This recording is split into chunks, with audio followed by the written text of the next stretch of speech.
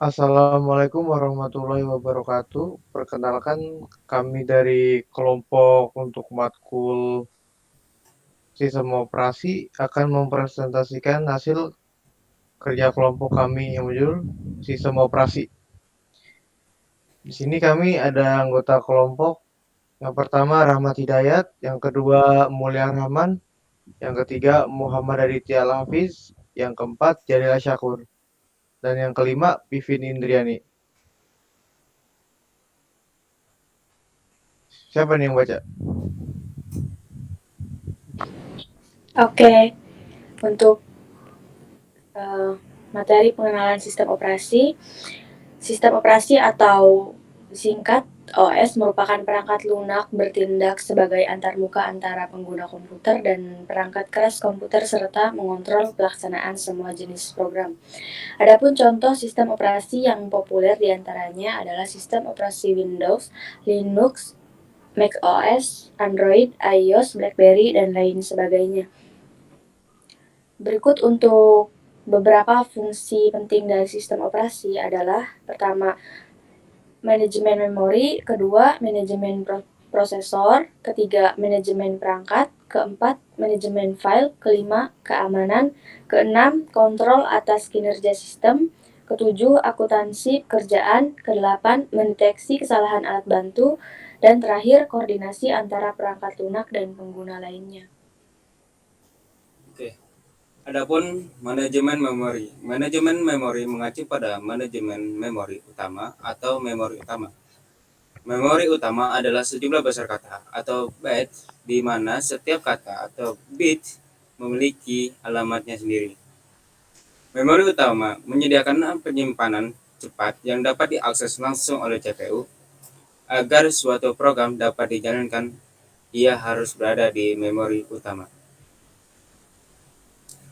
Manajemen prosesor. Dalam lingkungan multi pemrograman, OS memutuskan proses mana yang mendapatkan proses kapan dan berapa lama. Fungsi ini disebut penjadwalan proses. Sistem operasi melakukan aktivitas berikut untuk manajemen prosesor. Pertama, menyimpan jejak prosesor dan status proses. Program yang bertanggung jawab untuk tugas ini dikenal sebagai pengontrol lalu lintas. 2. Mengalokasikan proses CPU ke suatu proses. Ketiga, dealokasi prosesor ketika proses tidak lagi diperlukan. Manajemen perangkat. Sistem operasi mengelola komunikasi perangkat melalui driver masing-masing. Itu melakukan kegiatan berikut untuk manajemen perangkat. Yang pertama, menyimpan jejak semua perangkat. Program yang bertanggung jawab untuk tugas ini dikenakan sebagai pengontrol I/O. Yang kedua, tentukan proses mana mendapatkan perangkat kapan dan berapa lama waktu. 3. Mengalokasikan perangkat dengan cara yang efisien. 4. Dialokasi perangkat.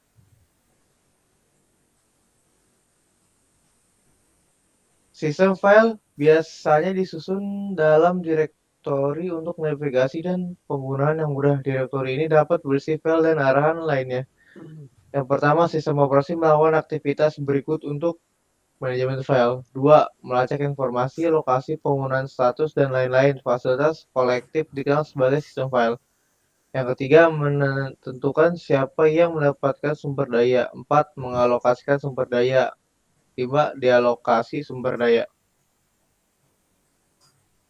Baik, selain kelima hal di atas, berikut adalah beberapa kegiatan penting yang dapat dilakukan sistem operasi, yaitu yang pertama ada kegiatan keamanan, yaitu dengan kata sandi dan teknik lain yang serupa, itu mencegah akses tidak sah ke program dan data. Kontrol yang kedua, kontrol atas kerja sistem, yaitu berfungsi merekam penundaan antara permintaan layanan dan respon dari sistem. Yang ketiga, akuntansi pekerjaan, yaitu untuk melacak waktu dan sumber daya yang digunakan oleh berbagai pekerjaan dan pengguna.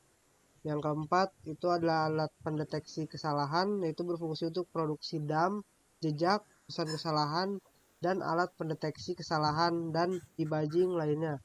Yang kelima, ada koordinasi antara perangkat lunak dan pengguna lainnya, yaitu berfungsi untuk koordinasi dan penugasan compiler, interpreter, assembler, dan perangkat lunak lainnya ke berbagai pengguna sistem komputer.